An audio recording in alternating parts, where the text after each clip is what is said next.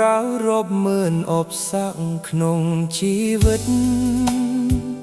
មានស្រីម្នាក់ពិតមិនដែលគិតចាក់ចោលបងឡើយទោះបីក្រកសក់ហត់នៅយ៉ាងណា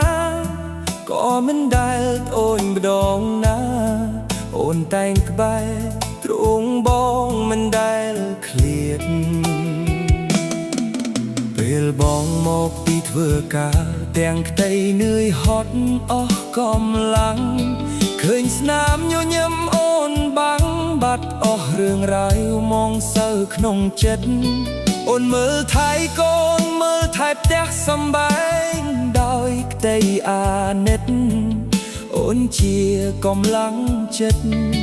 ដ៏ធំធេងរបស់បងមើលចុះលោកអើយគ្មានអ្នកណាល្អជាងប្រពន្ធខ្ញុំទេមិនដែលរអ៊ូទោះបីរឿងរ៉ាវធ្ងន់ធ្ងរយ៉ាងណាលះបង់គ្រប់យ៉ាងទាំងសម្រស់ទាំងពេលវេលាដើម្បីគ្រួសារដើម្បីរូបបងនិងកូនកូនជាតិស្រីទាំងឡាយបើទោះជាល្អលើសលប់ប៉ុណ្ណាក៏មិនអាចដូរយកមាសមេប្រពន្ធសំឡាញ់បងបានឡើយ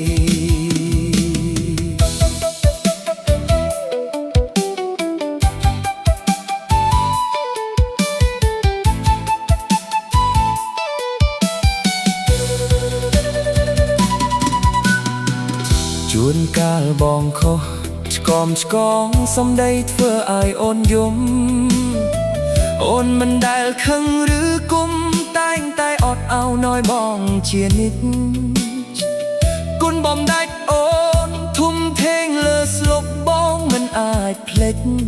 បងសន្យាថានឹងស្រឡាញ់អូនស្មោះអស់មួយជីវិត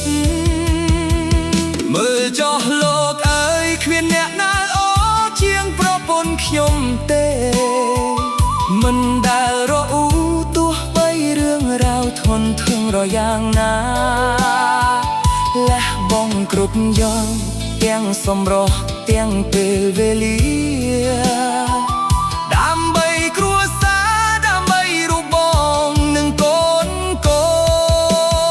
នជាតិស្រីទាំងឡាយបើទោះជាល្អលើសលប់ប៉ុណ្ណា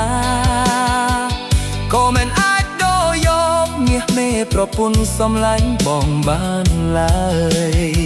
អរគុណអូនណាស់ដែលព្រមមកធ្វើជាប្រពន្ធបងស្រឡាញ់អូនគ្មានអ្នកណាល្អជាងប្រពន្ធខ្ញុំឡើយ